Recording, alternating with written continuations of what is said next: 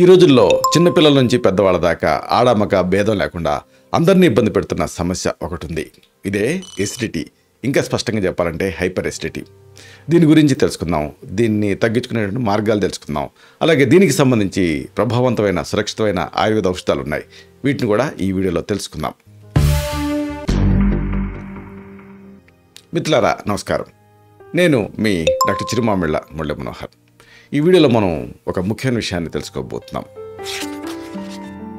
Acidity, ఇంకా స్పష్టంగా చెప్పాలంటే హైపర్ ఎసిడిటీ. దీని గురించి, దీనికి సంబంధించిన నివారణ పద్ధతుల గురించి, ఆయుర్వేద ఔషధాల గురించి మనం తెలుసుకుందాం. అసలు ఏదైనా ఒక సమస్యను మీరు పరిష్కరించుకోవాలంటే దానికి సంబంధించినటువంటి పూర్వపరాలు తెలుసుకోవటం చాలా ముఖ్యం. అంటే ఈ ఎసిడిటీ ఎందుకు వస్తుంది, దానికి దారితీసే కారణాలు ఏమిటి, ఎలాంటి లక్షణాల ద్వారా ఈ ఎసిడిటీని గుర్తుపెట్టచ్చు, ఈ మొత్తం తెలుసుకోవడం అనేది అవసరం. హైపర్ ఎసిడిటీ లేదా ఎసిడిటీ అనేది చాలా సాధారణ జనసంబంధ సమస్యలలో ఒకటి. దీన్ని టైంకి గుర్తుపట్టి దానికి ట్రీట్మెంట్ తీసుకోలేదనుకోండి, జీర్ణ వ్యవస్థలో అల్సర్స్ ఏర్పడేటువంటి రిస్క్ ఉంటుంది. అల్సర్సే కదా అని అసలు చేస్తే అది క్యాన్సర్లోకి మారే రిస్క్ ఉంటుంది. కాబట్టి ఎసిడిటీ అనే ఒక కామన్ పదాన్ని కామన్గా తీసుకోకూడదు. మన జీర్ణ రసాలలో ముఖ్యమైనటువంటి భాగం ఏమిటి అంటే హైడ్రోక్లోరిక్ యాసిడ్. ఇది ఎక్కువగా ఉత్పత్తి అవుతుంది, అనేక కారణాలు దానికి. ఇలాగ ఉత్పత్తి అయినప్పుడు ఈ సమస్య వస్తుంది. మరి ఎందుకు ఉత్పత్తి అవుతుంది, కారణాలు ఏమిటి, లక్షణాలు ఏమిటి, ఇది తెలుసుకోవటం ముఖ్యం. అలాగే నివారణ మార్గాలు కూడా తెలుసుకోవటం అవసరం. ముందుగా దీనికి సంబంధించి కారణాల మీద మీకు అవగాహన ఉండటం చాలా అవసరం. మన జీవనశైలి ఒక ముఖ్యమైన కారణం. అంటే నైట్ షిఫ్ట్లు చేస్తూ ఉన్నాము, అలాగే అర్ధరాత్రిళ్ళు అపరాత్రిళ్ళు తింటూ ఉన్నాము. ఇలాగ ఈ ఆహారపు అలవాట్లు హైపర్ ఎసిడిటీకి దారితీస్తాయి. ఏమిటివి అంటే ముఖ్యంగా కారం, మసాలాలు, వేయించిన ఆహారాలు తీసుకోవటం అనేది పరిపాటి అయిపోయింది. చూడండి, మన తెలుగు రాష్ట్రాల్లో తిన్నంత కారం, ఉప్పులు మిగతా దేశాలలో, ప్రపంచ దేశాల్లో ఎక్కడ చూసినా తినరు. అంత ఎక్కువగా మనం తింటాం. అలాగే మసాలాలు కూడా అంతే. మసాలా నిజానికి ఆయుర్వేదం సూచించినటువంటి ఆహార ఔషధాలు, వీటిని మనం ఆహారాలాగా తింటున్నాం, అది సమస్య. అలాగే వేయించిన ఆహారాలు కూడా అవి త్వరగా జీర్ణం కావు, దాంతో ఎసిడిటీ వచ్చేటువంటి రిస్క్ ఉంటుంది. అలాగే కొవ్వు పదార్థాలు, స్వీట్లు, ఇవి కూడా ముఖ్యమైన కారణాలు ఎసిడిటీ రావడానికి.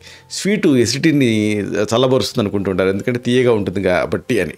కానీ ఆ స్వీట్ వల్ల ఏం జరుగుతుందంటే ఆ పోస్ట్ డైజెషన్ ఎఫెక్ట్లో పులుపు తయారవుతుంది.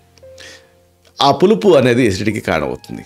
అలాగే ఇక కల్తీ పదార్థాలు కూడా, అలాగే పులియబెట్టినటువంటి ఆహారాలు ఎక్కువగా తీసుకోవడం వల్ల కూడా ఈ సమస్య అంటే ఎసిడిటీ వచ్చేటువంటి అవకాశం ఉంటుంది. అలాగే అతి ముఖ్యమైన కారణం ఆల్కహాల్.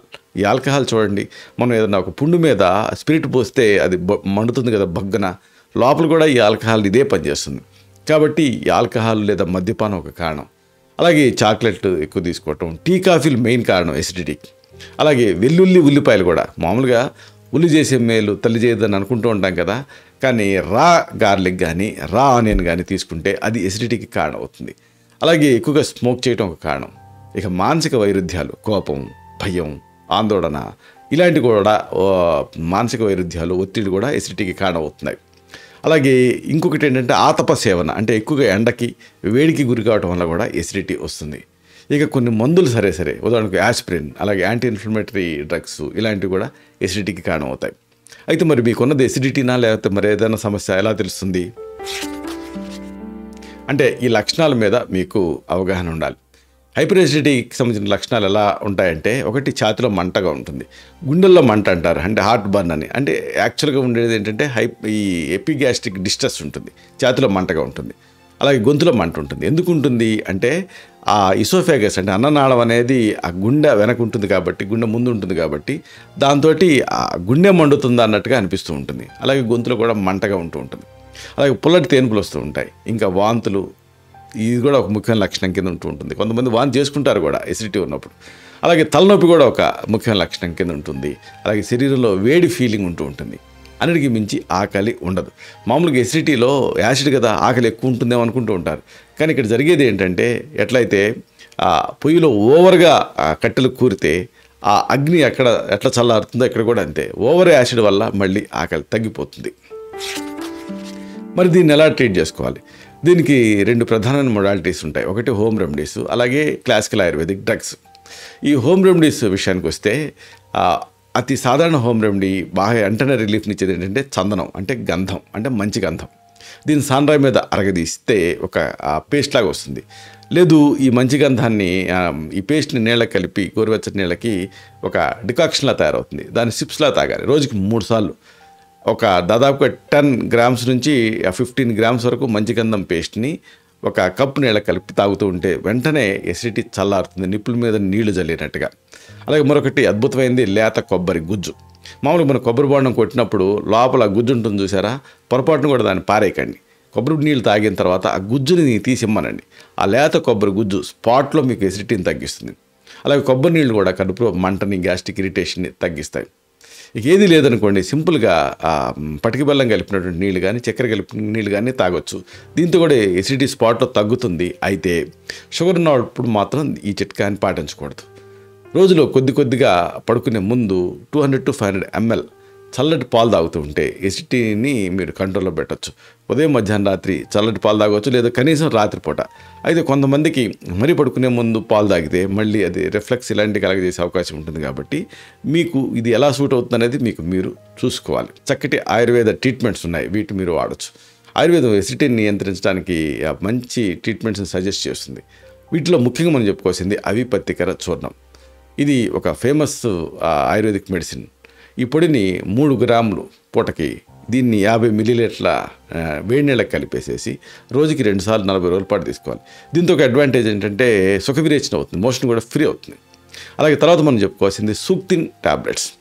దీన్ని ఒక ట్యాబ్లెట్ చొప్పున రోజుకి 3 సార్లు గోరువెచ్చని నీళ్ళతో తీసుకుంటే కూడా మంచి ఫలితం కనిపిస్తుంది. అలాగే మరొకటి సోతశేఖర్ రస్. ఇది భోజనం తర్వాత రోజుకి 3 సార్లు నీళ్ళతోటి ఒక ట్యాబ్లెట్ చొప్పున తీసుకుంటూ ఉండాలి. అంటే పూటకు ఒక ట్యాబ్లెట్ చొప్పున. దీంతో కూడా ఎసిడిటీ కంట్రోల్లో ఉంటుంది. అలాగే మరొకటి కామధుధారస్. ఇది ఎసిడిటీకి ఒక మంచి ట్రీట్మెంట్. దీన్ని రోజుకి 3 సార్లు పూటకు ఒక ట్యాబ్లెట్ చొప్పున తీసుకుంటూ ఉండాలి. వీటిని వైద్య సలహాతో తీసుకుంటూ ఉంటే నిర్ణీత కాలం పాటు ఈ ఎసిడిటీ కాంప్లికేట్ అవ్వకుండా, అల్సర్స్లోకి మారకుండా, అలా క్యాన్సర్లోకి మారకుండా మనం ఆదిలోనే వీటిని అంతం చేయొచ్చు. ఇలాంటి మరిన్ని ఇన్ఫర్మేటివ్ వీడియోస్ కోసం ఈ ఛానల్ సబ్స్క్రైబ్ చేసుకోండి. అలాగే ఈ వీడియోలు అప్లోడ్ అవడంతోనే ఆ విషయం మీకు తెలియాలనుకుంటే బెల్ బటన్ క్లిక్ చేయండి. అప్పుడు మీకు ఒక నోటిఫికేషన్ వస్తుంది. ఆ నోటిఫికేషన్ మీరు క్లిక్ చేస్తే ఆ వీడియోని మిస్ కాకుండా చూడగలుగుతారు. అలాగే మరొక ముఖ్యమైన విషయం, ఈ వీడియో మీకు నచ్చితే దీన్ని లైక్ చేయండి. అప్పుడు ఇది మరింత ఎక్కువ మందికి రికమెండ్ అవుతుంది. ఈ వీడియో తలకు పర్పస్ సర్వ్ అవుతుంది. అంటే అందరికీ ఆరోగ్యం అన్న మన అభిలాష, మన ఆకాంక్ష నెరవేరుతాయి. అలాగే మరొక ముఖ్యమైన విషయం, మీకు ఎసిడిటీ ఉంటే లేదా ఇంతకు ముందు ఏమైనా ఎసిడిటీ ఉందని ఏమైనా మందులు వాడుంటే దాంతో మీరు ఎలా రిలీఫ్ ఫీల్ అయ్యారు, అలాగే మీకు రిలీఫ్ని ఇచ్చినటువంటి హోమ్ రెమెడీస్ ఏమిటి, అలాగే ఇప్పుడు మనం చెప్పుకున్నటువంటి ఈ రెమెడీస్లో మీరు ఏమైనా ట్రై చేసి ఉంటే వాటితో మీకు ఎలాంటి రిలీఫ్ వచ్చింది, ఈ మీ అనుభవాన్ని కామెంట్ సెక్షన్లో మీరు పోస్ట్ చేస్తే అది మన ఇతర సబ్స్క్రైబర్స్కి ఉపయోగకరంగా ఉంటుంది. అది ఫస్ట్ హ్యాండ్ ఇన్ఫర్మేషన్గా ఉపయోగపడుతుంది. శతం జీవ శరదో వర్ధమానః, శతం హేమంతాన్ శతం వసంతాన్. 100 శరత్తులు, 100 హేమంతాలు, 100 వసంతాలు వర్ధిల్లుతూ జీవించండి. Stay healthy, stay happy, be positive, keep smiling. Love you all. శుభం.